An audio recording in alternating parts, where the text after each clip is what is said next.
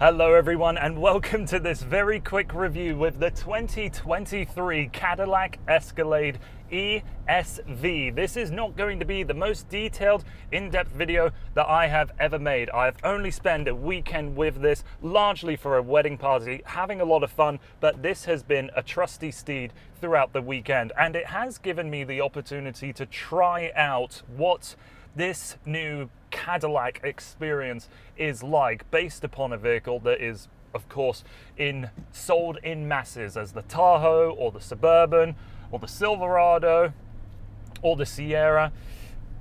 There's been a huge push forward with what Cadillac can offer in their cabins, in their driving execution, and their overall image. And I will say that the time spent with this 500 kilometers on the road, it has been a very impressive product, and it comes with SuperCruise. Now, for a driving experience with this Cadillac specifically, we have the 6.2 litre V8 and the Catback performance exhaust system. It adds a nice exciting rumble, and it's such a low stress engine that even when you floor it picking up to speed, yes, you aren't going to get there with the same level of urgency as you would in a BMW's X7 V8, but it's more than good enough to put a smile on your face, and the rumble is low and it's soft but it's rich, is enough to get the enthusiast like me nicely tickled. And the driving experience of the Escalade is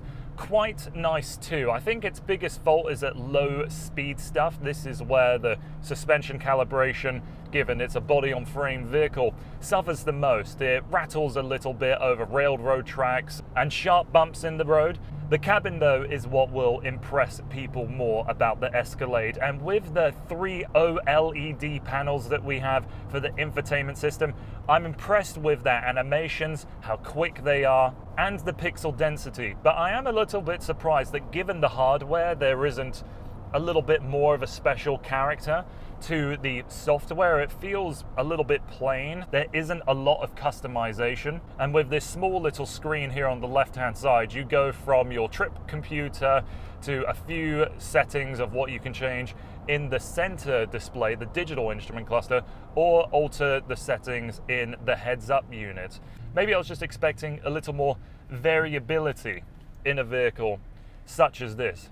Build quality overall, I think, is very good. Clearly a step above what you'd find in a Denali or any of the other GMC or Chevrolet branded vehicles. It has beautiful flowing lines. The heated, ventilated, and massaging seats have been a real favorite on this trip so far. And of the hours that I spent behind the wheel, absolutely no part of it felt taxing, but it's still not quite up to the spec of the high-end German vehicles. I would get into an X7 and things would feel a little more solid. There would be less creaking, there would be less hard plastics, but the kind of people that are buying this over an X7 or a Q7 are likely buying it because they need that towing capability, the interior storage capability. So let's change off the subject of driving right now. Let's do something that kind of doesn't involve driving. Let's do SuperCruise. Now, SuperCruise is a full level 2 system, semi-autonomous system, where you don't need to put your hands on the wheel on 2-lane roads that have been marked, roads that they have actually gone down and gathered data for. So it isn't going to work on every single bit of road, but whatever the busiest highway is in your area, if it hasn't been recorded and data has been collected by GM, it will be in the very near future. So I've used this a fair bit leaving Vancouver, going out to Fort Langley and back, and I was very, very impressed. I didn't know that the car would do automatic lane changing for you. You can hit the stalk if you want and the system will do it by itself. But there's plenty of occasions where, when I was driving, it was taking the lead on that. And it certainly won't do it as fast or as confidently as what I would. I would check my mirrors, signal, move into the lane, get that done in maybe 5-6 seconds. This is more 10 or 12 seconds. But with that, it does it very calmly, very smoothly, and it never once did something terribly wrong. I will say one of the more interesting things is that it was getting to the point where the speed limit was 100, the car in front was doing 80, this was slowing down. And that was the moment where I was getting ready to hit the blinker to move over, but I had a Nissan GT-R coming up alongside me, and he could clearly see, or they could clearly see, don't want to assume too much here, that I couldn't get out because of this car in front of me.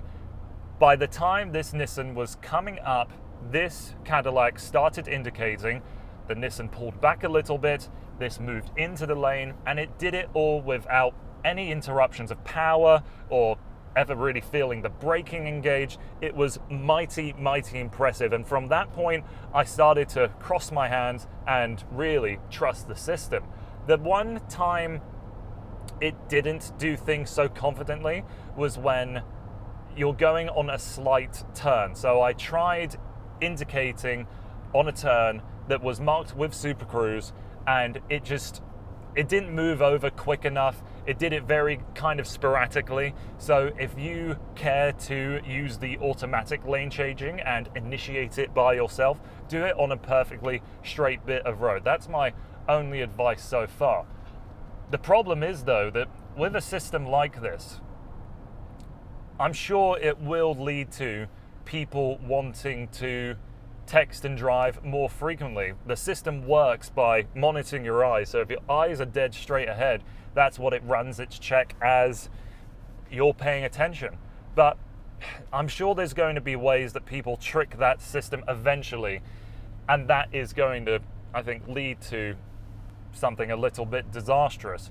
I probably shouldn't speculate on what people are going to do in a vehicle. I don't think I should speculate how people are going to abuse technology, but it certainly is something that should be considered, especially as GM rolls this out to more and more vehicles. And really, in a vehicle like this, in an Escalade, a huge vehicle, and on busy roads that I am not familiar with, once I was confident enough going on the highways, driving, steering by myself, and then handing it off to SuperCruise, it really did make driving so much calmer, and you appreciated the environment a little bit more, weirdly enough. So it's a system I didn't expect to like nearly as much as I did, but here we are. It's excellent. And overall, I think this Cadillac Escalade is truly top marks as well. It doesn't feel like corners were cut so significantly that you would know it's based on a much more mass production, higher volume vehicle like the Tahoe or the Suburban. So here we are. Thank you so much for taking the time to watching this short video, hearing me ramble about this car and SuperCruise, and thank you very much for GM for handing this vehicle off to me under the circumstances. It really was a bit of a lifesaver. So thank you very much for watching this video, and I hope to see you again on the channel soon.